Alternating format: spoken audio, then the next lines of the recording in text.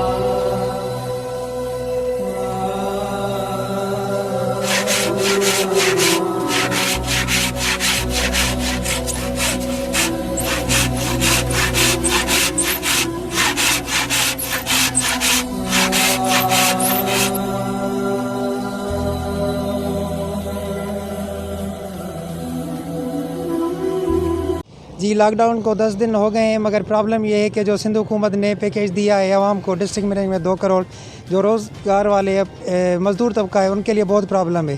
तो जल्द से जल्द ये होना चाहिए कि जो रोज़ डेली दिहाड़ी वाले मज़दूर हैं उनके पास ये पैकेज पहुंचना चाहिए, वरना जो मिडिल क्लास हैं वो तो सर्वाइव कर सकते हैं, जो दिहाड़ीदार हैं उनके लिए मसाइल हो रहे हैं। सो हम यही अपील करते हैं कि उनका खास से खास ख्याल रखा जाए और उनके लिए हिफाजती अमल तदाबीर। जी नाज़रीन, तो ज़रूरत इस बात की है कि हुकूमत सिंध की तरफ से और ज़िला इंतज़ामिया की तरफ से जल्द कोई इक़दाम किए जाएँ ताकि उन गरीब, मिस्कीन, बेबस और लाचार लोगों की दाद रसी की जाए। कैमरामैन सुहेल राजपर के साथ बाबर अली अंसारी, राज न्यूज़, नौशार फ़िरोज़।